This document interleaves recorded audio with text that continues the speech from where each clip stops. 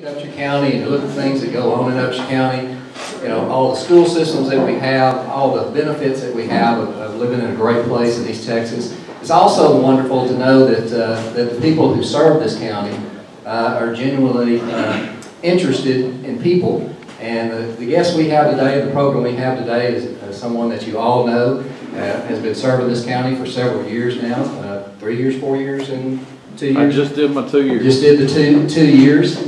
And our Sheriff Larry Webb is one that I know all of you have seen at different events, and that's one thing that we appreciate about him. Anytime anything's going on in this community, he's going to be there or have a representative there. And we do appreciate that, and it means a lot in our community for our law enforcement to be involved with the people out there. And I know that's part of your thing. I know the people business, and we do appreciate that. Without further ado, let's welcome up our program today, Sheriff Larry Webb of Upshur County.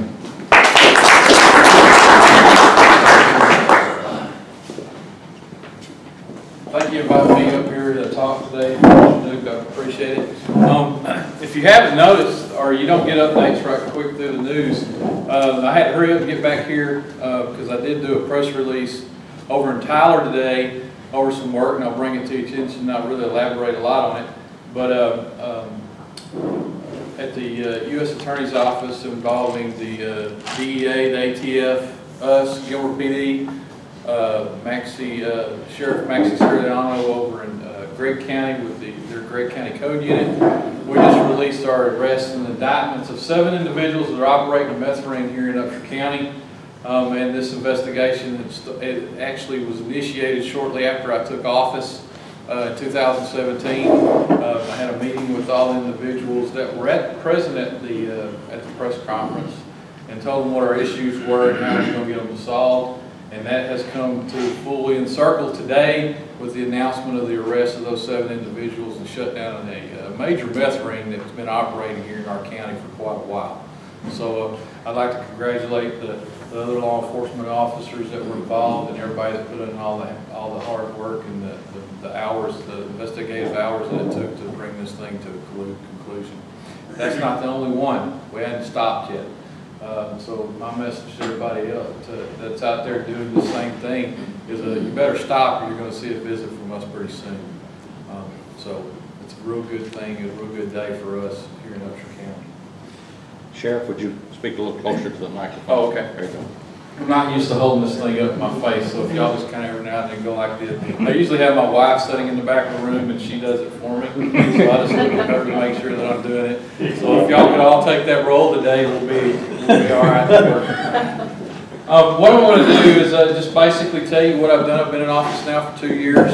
A lot of the programs that we're going to go over, I did do the first year, but now we're kind of getting to see how the communities reacted to them.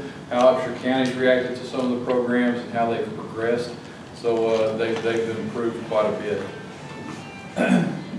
For 2018, we implemented the Duty School Liaison Program. What that was we actually, the schools in the county that didn't have an assigned SRO, we actually assigned a deputy to that school that during their time frame they could go to the school and visit with the superintendents and things, and make sure that things were running smoothly at the school. If there was any issues that need to be worked out, that was a real good program. We've actually, since then, since we implemented that, we've actually added an SRO in Ore City. We're looking at adding possibly an SRO in Union Hill, and so there's very few schools left in Upshur County that will not have a current law enforcement personnel on campus during their hours. Yes, sir. Acronym SRO? Is a school resource officer, is what that is. We've implemented a less lethal option in the patrol, and basically that's another option to deal with individuals on the street, which are, we call them beanbag guns. They're the 12-gauge shotgun that shoot beanbag rounds at individuals if we need to do that. That's an option. We also implemented a first aid procedures implemented in patrol, which are what we call our officer down kits. Everybody knows how rural Upshur County is and how hard it is to get medical attention in a timely manner. One of the issues that we found was that the patrol didn't have any medical supplies with them there, so we bought tourniquets, sucking chest wound bandages and things like that, taught them how to use them, and now they have those available to them. We have 4 rifle-rated shields that we purchased to put in to patrol that they can use to respond to critical incidents. As we all know, unfortunately, the term active shooter has been going on quite a bit, and what we've done there is the rifle-rated shields is they're rated up to they're bulletproof shields that are rated up to a .308 caliber or a 7.62 rifle round to stop, and that assists the deputies if they have to go into that situation. They can actually take these shields with them and either recover victims there at the scene or protect them as they go in. So it's a good deal. We've continued our recurrent training program. We put all of our deputies and investigators or anybody that has a law enforcement license through a recurrent training every year. And we're fixing to get that kicked off here in the next couple of months. Continue the training for the jailers. Some of the classes we've already had. Those include a lot of mental training classes, how to identify mental disabilities in prisoners that come in, how to prevent suicides or the prevention of suicides, those kind of things with the Sandra Bland Act that has come in to effect over this last legislature, and we've been implementing this since the last legislative session that we've had. We've been implementing those things. A new force option implemented into the jail and patrol. If you haven't seen them, we've gotten away from a taser. They all refer to them as pepper guns, but they're JPX pepper dispensers, and they hurt. They burn. It's all it puts out is a gel on you. It's target specific. There's not any overspray or anything. When people were using OC spray, it gets everywhere. This is very target specific, and it's way hotter than the pepper spray that they currently carry. We've had some deployments with it. It's worked very well. We worked on upgrading the technology and patrol, which we'll talk about that here in a minute. Worked up on upgrading the radio system. We'll discuss that a little bit further. We applied for and received a $6,640 state grant to replace the body-worn cameras that we currently have. We have 20 new body cameras with the computer program that goes with them through Axon. There was actually a 2080 matching grant with the state to get the first year of operations in. Now every year after it's going to cost us about $23,000 for the maintenance fees and things. But then we get all new equipment after 2.5 years.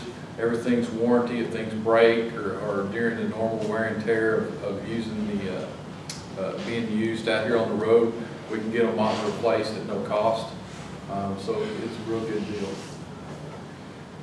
We bring the jail in compliance with the Sandra Bland Act. And if you would like to read a little bit more on exactly what that is, it's Senate Bill 1849. There's a lot to cover with that, but we have currently brought the jail up to that. Almost, we got one more thing to do, and we will be there by 2021, which is when everything's supposed to be done.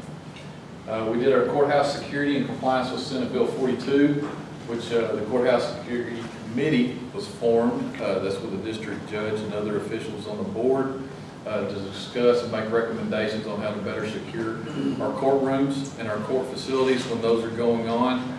That's even something that all courts have done, even the city of Gilmer. Anybody that has a court, they had to have this and take care of it. We've done that also. We held our first church safety program last January 2018 at New Beginnings. We had 17 different churches there. Very large crowd. It was great. We're looking forward to doing another one. If you hear about it and you haven't had a chance to go to it, and you need to come, it's very informative. Held our first women's safety class in March last year. Very good. Investigator Roxanne Warren put that on, and she did a very good job. We had a lot of interest in women that came to it, learned a lot of great tips and things when they're out working, and did real well. This is one I'm proud of right here, because a lot of people bring up, what do we do with our juveniles after they're out of church, or our young folks, or when they're out of church, they're out of school, they don't have anything to do, there's not any activities in Upshur County. If they don't play sports, or they're not in a band, they're not in school activities, what else can they do? Well, we started an Explorer post, which is under the Boy Scouts of America, and it's actually, it's weird how we got the number, but we did. It's Explorer Post 911. It was established in May of last year. We have 27 members right now from all different schools in the county. So they pushed a big recruitment. I haven't got the numbers yet on that. But any of them that you see that are around with us that have on the dark gray uniforms and it has Explorer Post patches on, you've probably seen them in the last Jamboree parade. Those are the Explorers. They're going to be out in the community with us when we're out doing things, limited law enforcement exposure. But that's what they do. They learn what we do, and we got to fill our ranks somehow. So how do we do it? We do it with the kids and young folks that are coming up through the ranks right now that are showing interest. We bring them in. We teach them different things. We teach them what law enforcement does, and hopefully it'll pay off in the long run. Gavin presented the Citizens Response to Active Shooter. I had talked to several groups about that. That went real well. Applied for and received a grant last August that was $356,624 state grant. It's not, I don't have to pay it back. In other words, it's a reimbursement. Okay, so initially we do, but we get all that money back. There's not matching or anything to do our computer software upgrade that we're doing with the Sheriff's Office. Okay, we'll talk a little bit more about that here in a second. We negotiated and signed a service contract with Motorola for P25 compliant radio upgrade, which is going to cost $338,340. And I say no cost to the citizens, okay? Dope dealers are buying this for us. All right? This is coming out of asset forfeiture funds that are available to me, and we're fixing to put their money to use. And, so that will be up and running by May of this year. We'll talk a little bit more about that. Well, we held our second annual Police Academy, Citizens Police Academy in September. We're going to hold another one this September. There's a few people in here that have been to that. If you haven't been to it, come to it. I think you'll enjoy it greatly. It's very informative about the justice system of our county and all the different aspects and who are the players in this part. And I think it's a mind opener on just how extensive everything is and what we do for y'all. So if you get a chance, come on. Then of course we participated in the National Night Out again this year, and the numbers were great. We're about 15 parties countywide. Of course, everybody knew that when I took office, there was only 2 that I knew of. There was one at the square in Gilmer, and there was one out at Mr. Youngblood's house, and that was the only 2 that they had in the whole county for that. And now we're up to about 15, and everybody's getting involved, and that's what I like to do. All right, let's talk about the radio system. Motorola is actually designed and is building this. It's going to be real good. I know there's a lot of technical things about this that I don't truly understand. All I wanted to do was push a button and be able to talk to somebody. But there's a lot more that goes into that I found out. There's a way much more. This is actually a VHF conventional voting system. Goes from basically what I wanted them to do was to be able to talk countywide on a 5-watt handheld radio. Currently, with our current analog system we have, we're pushing it if we can get half of the county in our cars. Okay, so my folks are out there right now, not even, and this was an issue that when I first took office, that they're having trouble communicating with each other, with dispatch and everybody. They got to use a lot of cell phones a lot of times to communicate with things. There's a lot of dead space out there. It's just not working. What we're going to do, we had 3 tower sites that we're actually implementing. One is going to be on Barnwell Mountain. Another one's going to be at another well site or tower site out of 1649 by Horse City. There's an E-Tech site out there. The next one is going to be down by Big Sandy, which is the E-Tech site that's just northwest of the water tower, where our current analog system is located. So they're in the process of building those places now, or putting in the radio equipment that they need to go. Now, let's see. Again, that's the cost of what it's going to cost everybody. You know, with this system, I do dispatch for the whole county. This system's going to be a benefit to all law enforcement in the county. It's going to be a benefit to the Gilmer Police Department. We dispatch for them at night, from 12 at night until 8 in the morning. We dispatch for Horse City 24 hours. We dispatch for Big Sandy 24 hours. Of course, we handle the DPS and everybody. And all this is being paid for by those firms. Now this is a map, pretty good here. This is actually great coverage. The inside red line is the actual county border of Upshur County. The second line out is actually a 2-mile radius around the county. That map right there is with a handheld radio coverage, in and out. So that's a round trip transmission that the coverage is, and we don't get anything to that right now. Not even, we can barely even touch that map. This is what I like right here. This is the outbound on the APX. In other words, our radio tower is going out to the handhelds. And this is the radios coming back in, round trip again. This is what I like right here. This is our cars. Complete coverage. So, I mean, it's going to be able to do its job very well, very well. We're looking forward to it.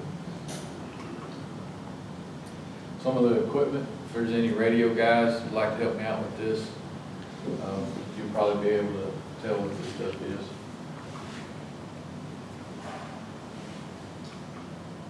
Some more equipment. Now, the public software that we're looking at.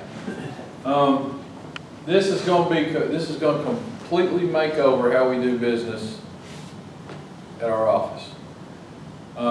This is actually a complete, without getting too technical with it, a complete dispatching CAD system, report writing. Patrol deputies are going to be out in the cars with computers in their cars. They'll actually receive the call notes. A lot of information will be on those boxes at their fingertips in the car. Okay, they'll be able to send information from those boxes back to dispatch. The report writing part of it is just great. Evidence is completely make over everything. But what it is it's actually going to, and folks want to know how this helps.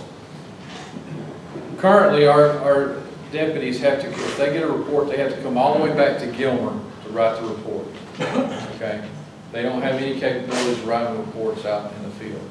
Okay, so they have to come all the way back to Gilmer, to the sheriff's office, write a report. Now, during that time frame, if they get a call, they have to go back from Gilmer, go to wherever it is in Upshur County. Okay, let's say they have one up in Ewell. Okay, there's nobody up there. How long is it going to take them to get there? It's going to take them a while. Or they have one just outside of Big Sandy. They have a call down in East Mountain, just north of Gladewater, up Simpsonville, Prairieville area, out towards the other side of Ronesboro, out in that way. You know, so they have a long distance to travel. Now, what this will actually help them do is actually have them stay in the field longer. They'll be able to write their reports in there and transmit those back to the station without even coming back.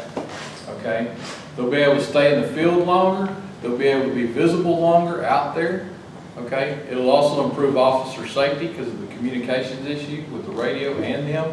There's also be an AVL location, vehicle locator on it. where if something were to happen to them, we would know their exact location by a map that's in dispatch, that we can actually see where their unit is, not them personally, but where their car is. So we increase the response time, the time they're out to answer calls, their visibility in the county, and officer safety. So those are some pretty good pros on what we're doing. Well, are they going to be able to communicate with other counties with this system? This system here, no, because this will be a closed computer system. I'm talking about radio. Radio, yes, we will still have radio frequencies with everybody else. Okay. Okay, so if they have to switch over to Wood County or whatever, that will still be there. The digital, now this is not, this P225 compliant is not a trunking system, which if you were in a trunking system, that really closes you off from everybody. But that's not what this is. This is just a digital channel that folks can get into, and it's not a big, if you have other digital digital compliant radios that you can actually turn on digitally and reprogram, you can actually get our frequency and talk to us. Where with the trunking system, you actually had to buy a whole radio, repeater, you know, the whole 9 yards just to get into a trunking. Yes, to a trunking program. You're very limited, yes. We looked at a lot of different programs when we were talking about doing this, and the VHF digital is what we decided to go with. One, it does what it's going to do what we want it to. It's going to work for us. We're going to be able to talk and communicate, and that's all we ask for right there. So it's going to do real good. Any other questions? Talk a little bit more about your software. Okay, the software, we currently have a program that's called NetData. It's not working very well with us. It's not a law enforcement data program. It's not a program that really works well with law enforcement. So we had to look for a program that would work well with us. The two things happened that was real good.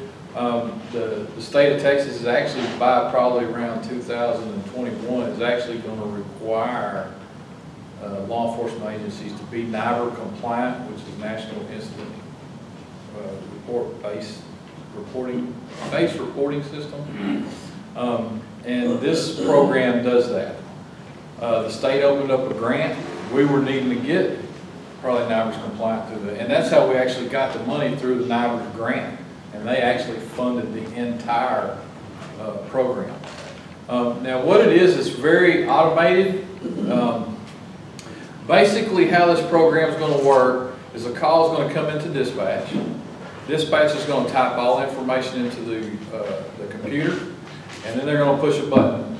Okay, that's going to send out that call to the patrol officer or the patrol deputy that's out there working in the county. He'll get all that information displayed on his box or the computer that's in his car.